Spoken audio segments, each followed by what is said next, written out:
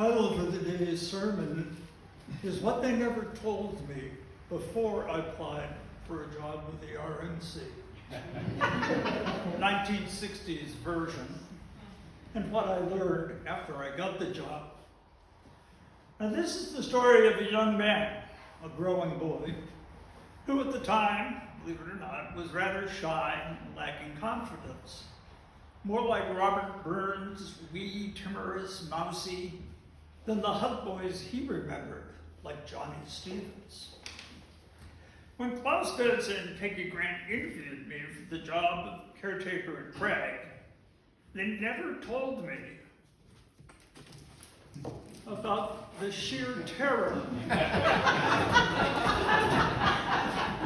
that I would be subjected to shortly after I started my first summer.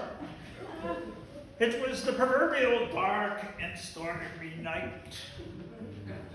Craig was socked in by clouds, and every now and again there was a flash of lightning that lit up the whole world outside the windows, and the cabin shook with the thunder that echoed after.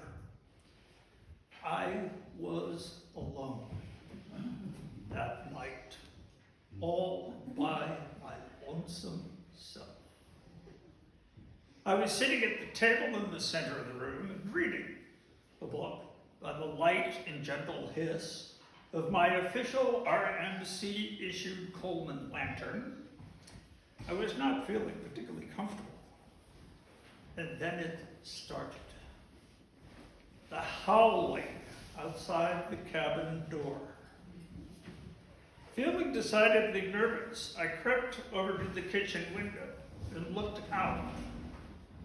There in the front yard of the cabin, every time the lightning flashed, I saw this immense yellow dog with its head raised, howling at the night. Immediately, thoughts of Cujo and the Hound of the Baskervilles flooded through my very being. I crept over to the door, dragged the bed that was made out of birch logs from its location in front of the window over toward the door. After what seemed like an eternity, the howling stopped finally, and the dog disappeared from the front yard. But where had it gone? That became the next fear. Eventually, the storm passed, but the cabin remained in the clouds, and it was frighteningly quiet. Finally, I was able to go to sleep with my official RMC kitchen knife by my side, ready for when the dog came crashing through the windows. I never saw the dog again, but I did see his immense paw print in the mud right below the cabin. I was also immeasurably grateful when some hikers showed up the next night. Now, I've told this story many times in my life, but the dog seems to grow exponentially every time I tell the story. In retrospect, the dog was probably the size of a damn chihuahua. But the impression that that whole incident left has scarred my psyche since that night. The second story involves the fact that Klaus and Peggy never told me about the unwritten official RMC dress code. Dave Nichols and I started in our first summer vertically tearing the seam of our climbing shorts up to provide us with more mobility, to keep them from sticking to our legs as we labored up the mountains, lugging huge packs, the worst of which were those gas bombs and the propane tanks, or the rolls of roofing tar paper that we had to carry. For those of you who are of a certain age, and there are not that many in here today, you have to understand that wicking material and all the fancy outdoor clothing of today has not always existed. And all of you need to remember that these were the 1960s, and we were a couple of rebels out to change the world.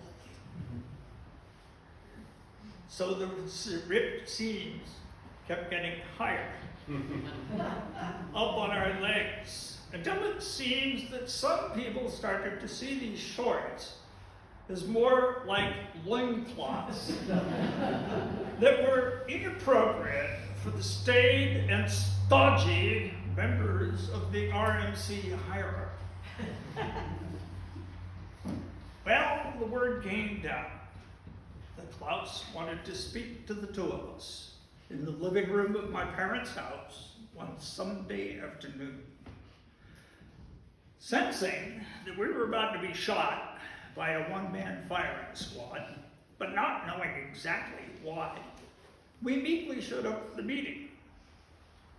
Now, for those of you lucky enough, and there are a lot of you in the room, to remember Klaus, you probably remembered that he had this habit of humming to himself. It went something like, I was never quite sure why, but always assumed he was putting thoughts together in his head. Well, there he stood, the president of the club, a venerable and respectable man, elder man, making that damned humming noise for what seemed like an eternity while we were sitting there waiting for the bullets to fly. Finally, he lowered the boom and informed us that what we were wearing was unbecoming of such a respectable club as the RMC. We either needed to sew the seams back down or get new shorts. Well, being the smartass that I thought I was back then, I started wearing a kilt when I was climbing. I mean, there were RMC hot boys, or AMC rather, hot boys who were doing the same thing.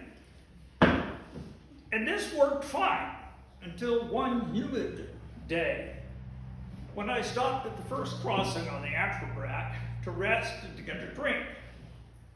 After that refreshing drink, I went to sit down, but I forgot what women have known for centuries. You've got to tuck in your kilt before you sit on wet, mossy rocks. I went back to shorts. The third thing that they never warned us about,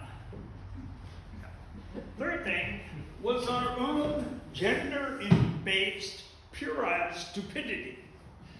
The first summer I worked at Craig, Dave Nichols and I were asked to speak a few words at the RMSB annual meeting. After the meeting, we left to head back up to Craig and Greenock respectively. And for some strange reason, excuse me, I chose that night to lug an outhouse door up to Craig. Not something to be assembled up there, no. But an actual door that somebody had donated to the club. I guess I probably thought the cool evening temperatures would make it easier. The lower Afterbrack was not an issue. And on the upper Afterbrack, I occasionally would hit a limb and sort of get twisted sideways. But then came the spur trail. And that was something else. I would take a step up, only to ram the door into a limb, come to a jarring halt, and then stumble backwards to regain my balance. Unfortunately, I lacked the brains at that point in my life just to leave the damn door there and come back for it in the daylight. Nope. I kept going, twisting and sideways and stumbling along until I got to Craig.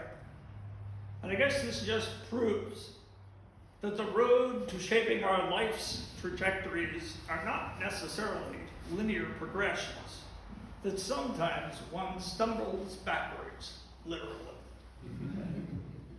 The final thing that Klaus and Peggy never warned us about,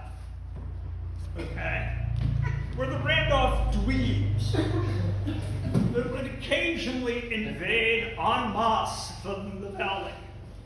And there are a number of dweebs in this room.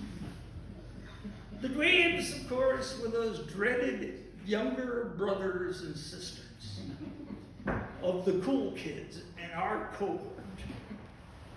For some ungodly reason known only to psychologists and mystics, these kids, these twerps, looked up to us and wanted to be like us.